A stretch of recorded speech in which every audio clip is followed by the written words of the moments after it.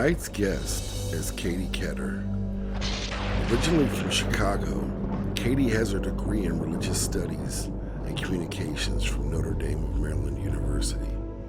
Katie also has a background in the historical context of Jewish and Christian writings. While she practices Judaism, she includes a heavy dose of pagan and earth-based spirituality. A former radio broadcaster, paranormal investigator, Katie is a seeker of truths. She believes in ghosts, the supernatural and intentional energy. Katie grew up in a ghost-filled home. So come, take a journey with us tonight and realize you're not in Kansas anymore.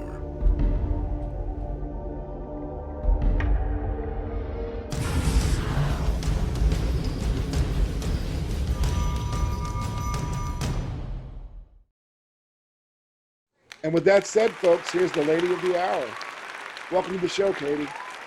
Thanks, guys. I appreciate you bringing me on tonight. It's, we're heading out of a weekend. It's almost time to get back to work. So it's a nice reprieve from kind of the everyday turmoil that is my life. I hear that. Understandable, yeah. Yeah, no. It's funny, the whole conversation that, kind of sparked our getting, back in touch. I think we talked, the first time in 28, 30 years or something like that on the phone a few weeks ago. And it was just neat to get back into knowing how interconnected we all are, Right. just based on, that conversation. Our families have been tied for so long. Yeah. And I just think it's neat when people reconnect over, common beliefs and grounds and theories and stuff like that. So it's cool. I appreciate you reaching. Man. The pleasure is all ours. And, we're glad that you joined us tonight. You've got a brilliant mind. You're very intelligent, and your thought, the way you think and deduce and put things together is not the normal, but it's very interesting, and it will definitely intrigue people. And with that said, before we go any further, we got Nikki B there too. I know you're a little quiet tonight. What's up, Nick? I'm here, man. I'm listening. I'm ready to hear. I want to know what's in her brain too. You hyped her up to me, so.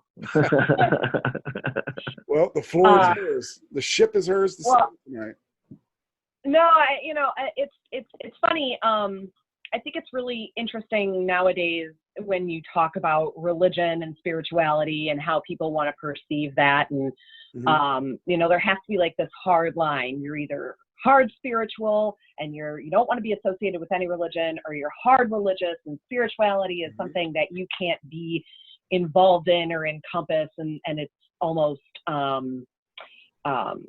anti-Christian or anti-Jewish or anti-Muslim. And I think one of the things that we all have to go back to when we talk about religion and spirituality is that they have to be connected. You have to connect your spirituality to your religion. And there's a million different ways that you can see that.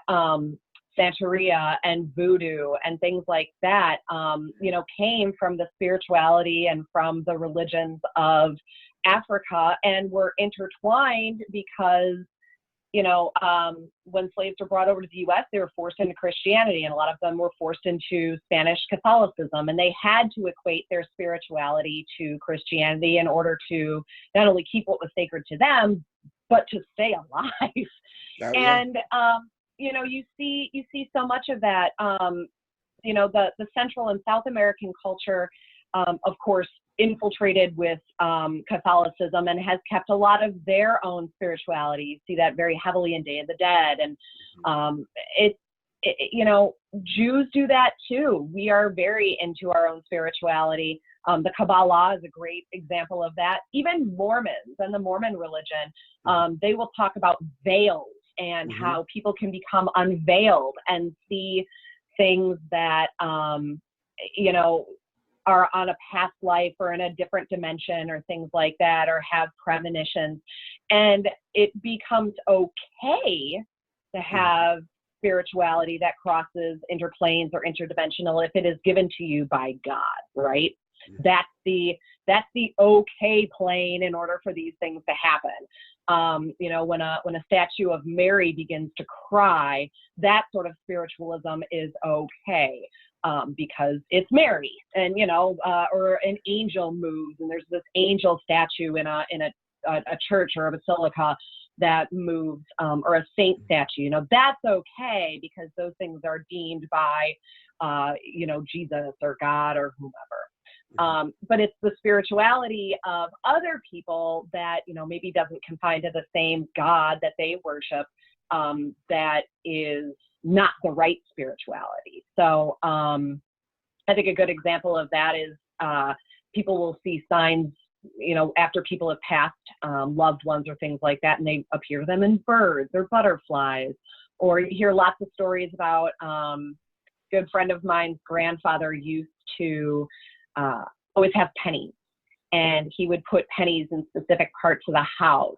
And after his funeral, his wife came home and very strategically found a penny in the middle of their dresser. You know, those things are things that we all want to see, but unless they come from our God or what we deem to believe are, you know, be our God, it's sacrilegious. And so those are the things that I like to call, am I allowed to swear, Rich? I mean, by all means, we're not a So that's, PG you know, show. that's the bullshit that I like to call. There you go. You know, I think that everybody is allowed to believe what they want to believe, but when you want to call, you know, when you want to call out somebody because their spirituality or their religion doesn't want to align with yours, like they toss aside this own self-reflection of, well, I do that, but it's okay, but they can't do that. I think that's bullshit. I think it's really sad too. I think there's a lot of things and a lot of beautiful things that you can learn from not only different people's religion, but different people's spirituality. I think right now a lot of people are kind of getting tied into this, it's my spirituality, and I don't want others that aren't within my bubble to participate in that. I think that's really sad. But I understand wanting to keep your traditions or your culture or your heritage true to what it is. So I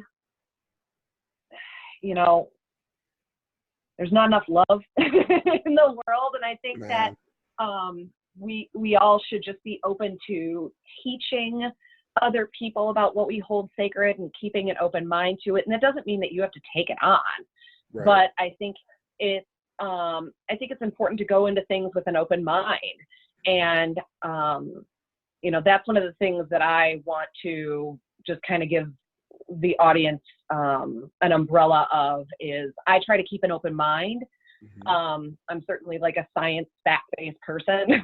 Like I believe in science, and I want to believe that there are certainly scientific ways to prove against something. But, you know, I think Rich and even Nick, I think that we've all been through some stuff that I don't care what science tries to tell me. I know that there is nothing out there that's going to explain what I just experienced. So I think that that's the fun part. Like that's the cool treat of being alive is all those fun, neat things that we can't explain. Absolutely. I mean, that's what makes life. Now you said, and I just wanted to touch on this really quick, that you believe wholeheartedly in science. And, you know, I always, and I love science as well, especially when I was younger, before I actually would delve into something and actually research it. I would just take it for face value.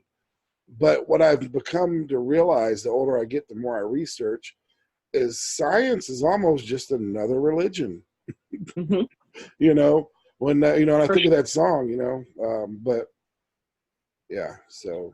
It is. I do think that there, you know, we can look at theoretical physics, and of course, I think that it can be easily, you know, paralleled to say theoretical physics.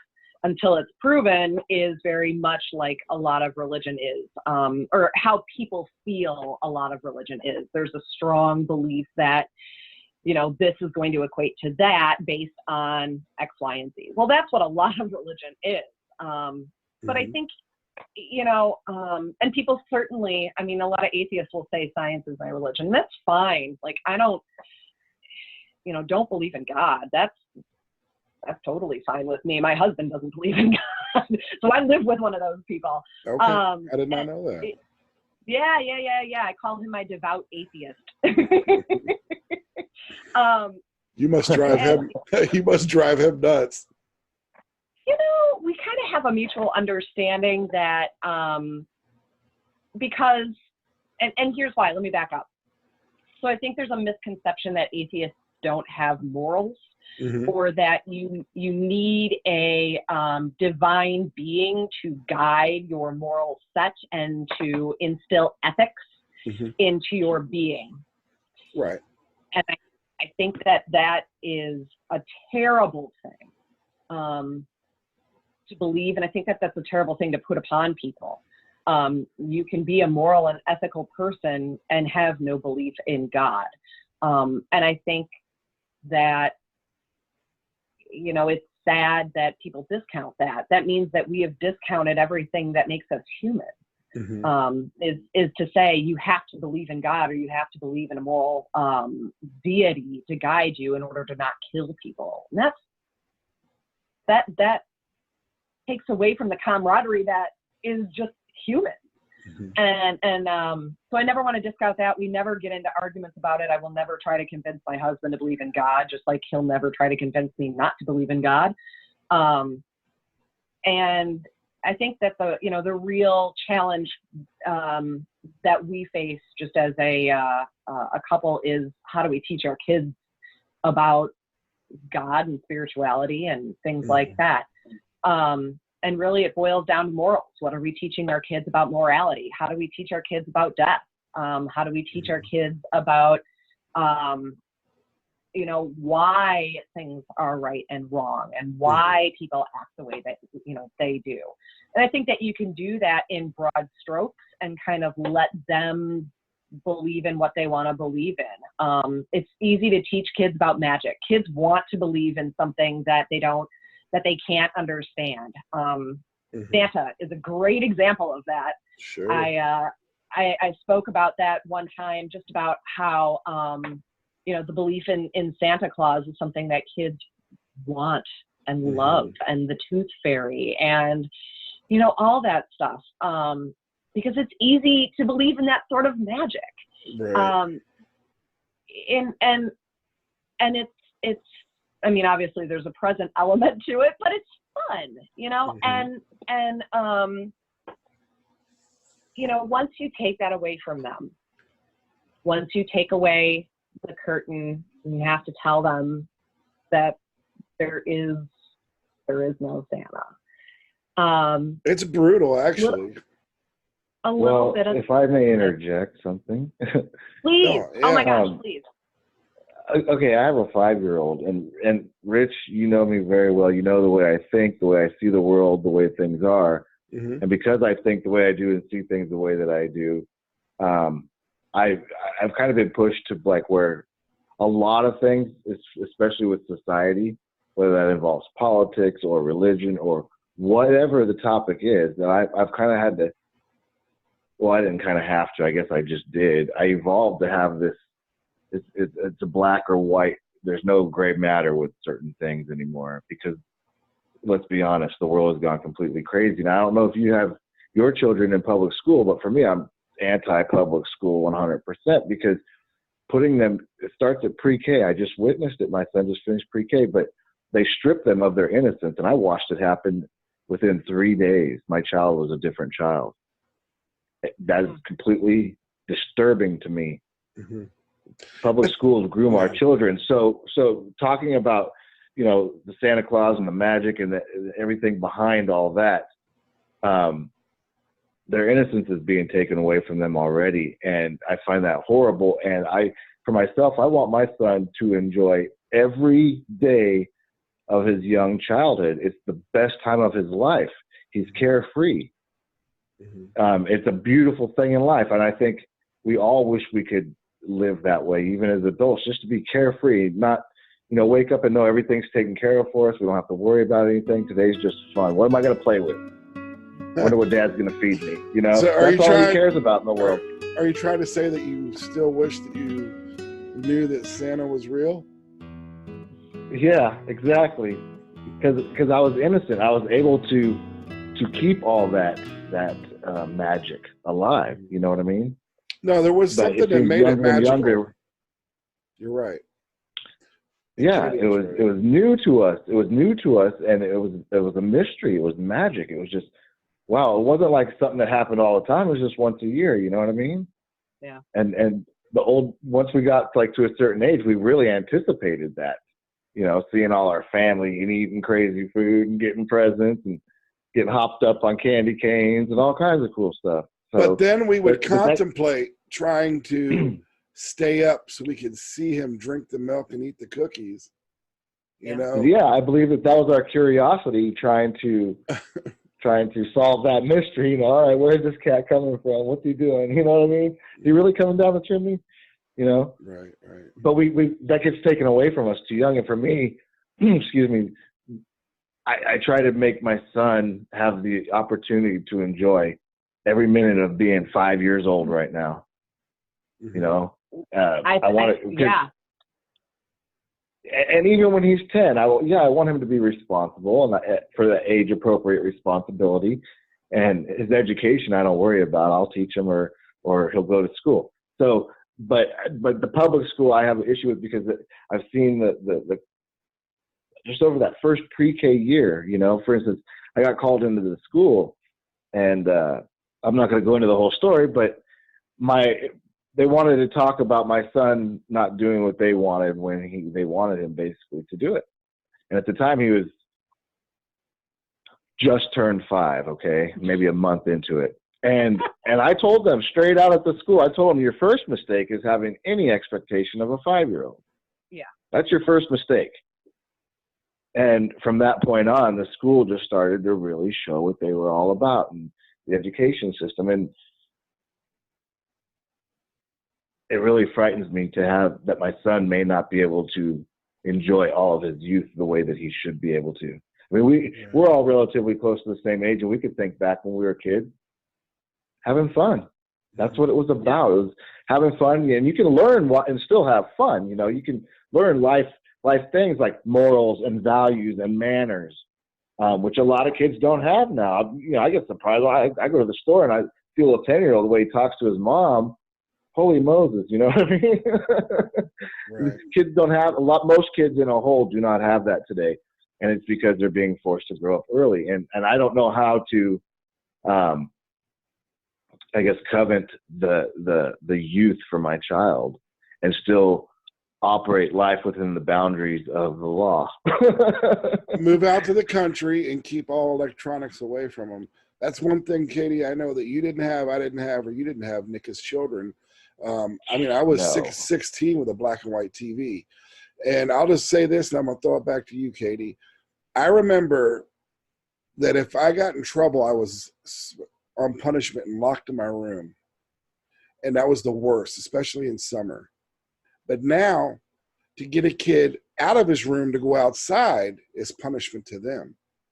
All they want to do is stay locked up in their room, playing their videos, watching the YouTube, messing with the iPad and the PS4 and this and that and the other. So now it's just like it's totally flipped, where we just had to be outside from sun up to sundown. They've got to be in their rooms sun up to sundown, doing something technologically connected to the world. Yeah. And that's something that we definitely try to balance. You know, I think that there's, I live, I don't necessarily want to say exactly where I live, but we live just south of. No, I'm just kidding. Southampton Avenue. We live just south of a very large city on the East Coast, and it's not the kind of neighborhood that I grew up in. Mm-hmm.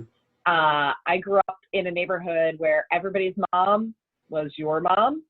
And if anybody's mom saw you doing something wrong, you got it. Didn't matter whose mom. And we shared yards, and we had a big community pool, and we rode our bikes. And I, my kid, I don't live in a neighborhood like that. I don't live in a bad neighborhood, but I just don't live in a neighborhood where I can let my kid ride, as far as I rode. But it does help that we have neighbors that have kids that are all of the same age, but it's hard too. And, Nick, I think you were kind of talking about this a little bit. Not everybody raises their kids the way that you do. And it's difficult in that respect because, you have parents that are going to parent the same way, and these things are expected when you're over or when my kid is over. And then you've got that rogue kid whose parents don't parent, and, they're kind of infiltrating the group. And, what do you teach your kid? Do you teach your kid to be good and, inclusive, and let's work on this as a team, and, you're going to get away with it once, that's not going to happen? Or, do you let your kid just get called names and beat up on? And I don't know. Maybe our parents have these same problems. I don't know. But it's hard. You want to teach your kids to be loving and kind and generous, and not everybody is growing up to be loving and kind and generous. And I think that's it's a battle that we all fight. Nick, you had asked if my kids go to public school. My son is 8, and he actually doesn't go to public school. My husband and I both went to public school. We're big proponents of public school. If the public school that my son was supposed to go to didn't have a shooting at it, he would be going to public school. Instead, he goes to Catholic school. We are not Catholic. Wow, you're such an oddity. I love it. She's like, I'm Jewish. My son goes to Catholic school, and I love Mother Earth.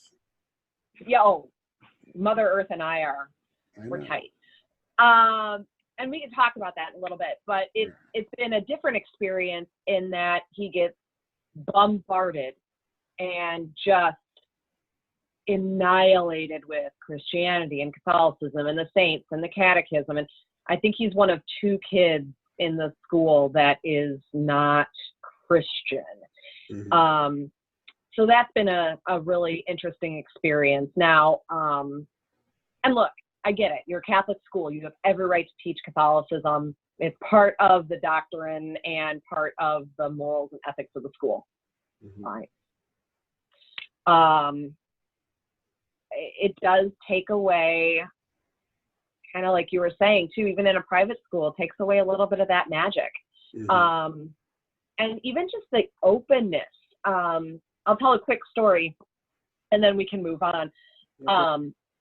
My son's in Boy Scouts and started in 1st grade, and they had no one to be the den mom. Fine. I'll be den mom. I have no idea what I'm doing, but I'll be den mom. And one of the things that they teach in Boy Scouts is there's like a badge about religion.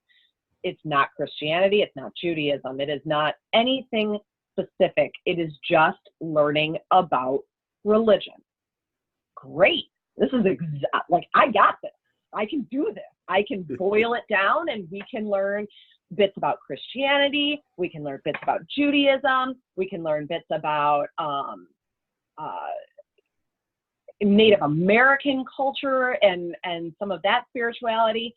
And I had a dad get in my face angry because this is a Boy Scout troop in a Catholic school, and I am not having my son learn about anything that isn't Catholicism.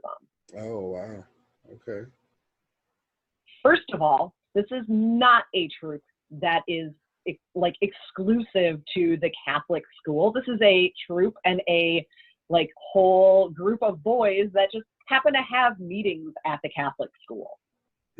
Yeah, we had to get like the troop den the head dude involved because he was getting so angry at me. I'm like, back off, first of all. So there is a lot of just that sort of prejudice that you kind of face too. And just a lack of trying to learn. No one's asking you to convert. No one's asking you to turn down Jesus. But man, if your kid can't learn that there's other religions out there, you're going to have a bigger issue. Like, we have to start teaching that there are other things that other people believe, and that does not have to unsettle your core beliefs. Or we're all going to light each other on fire. It's going to be ugly. And this is a recap. And then we can move forward. I'd like you to maybe touch on, I know that you wrote 2 research papers, and one of them actually received an award. But yeah, as far as we're lacking community and we're lacking love nowadays, and we're lacking spirituality, because a lot of people just do not even involve spirituality in their life.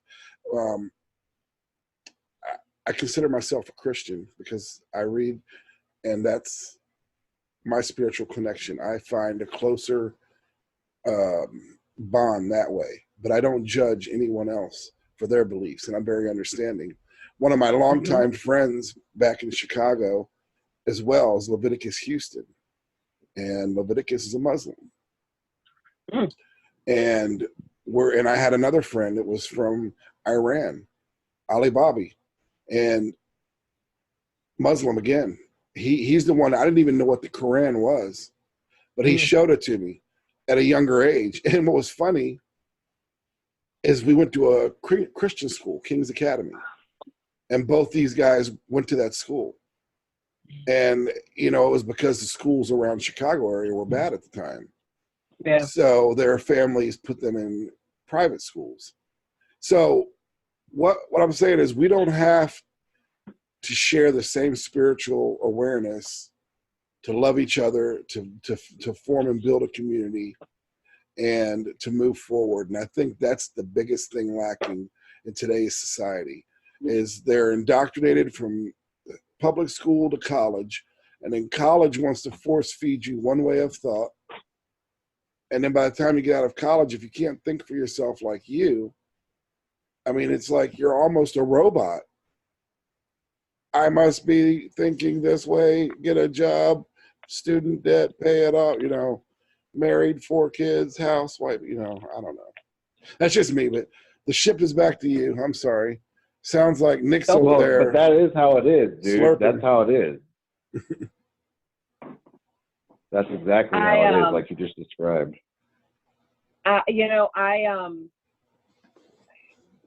I went back and got my college degree a lot later than most people did. Right. And so I sat in classrooms with, first of all, let me say I went to an all-women's private Catholic university. And I had never had single-sex education. I had never been to a private school in my entire life.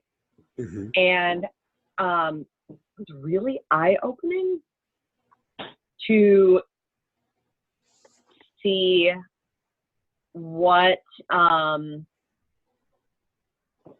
women 10 years younger than me were doing and thinking and saying and believing, and very eye-opening. Not in a bad way, just in a holy shit, I feel old kind of way. And I think that there's a couple of really interesting things to pull from that. Number one, I think, I don't even know if we want to get on this tangent, but I think what I learned is that there is more resilience and less complacency. I don't think that that's a bad thing. Okay. I really do, especially with the community of women that I was with. I was never a girl's girl. I grew up, boys were always my best friends. I am super into sports. It says in my college or my high school yearbook that I wanted to be a sports broadcaster. Like, I always been a guy's girl. And a single-sex college education really changed that for me. Not in a man-hating way, but just in I appreciated the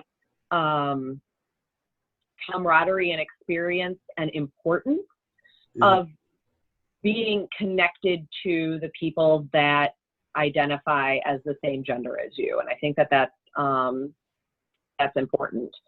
But college was very interesting. So I was a religious studies major at a Catholic university as a Jew. And I would bet a significant amount of money that I was maybe the only Jewish woman to ever graduate from that college with a religious studies degree. So I think that that's really fun. The paper, I wrote 2 papers that actually received awards from my university. One of them was on surrogacy and its ties and connections to human trafficking, which is something that we can talk about another day, because there's a whole lot that goes into that.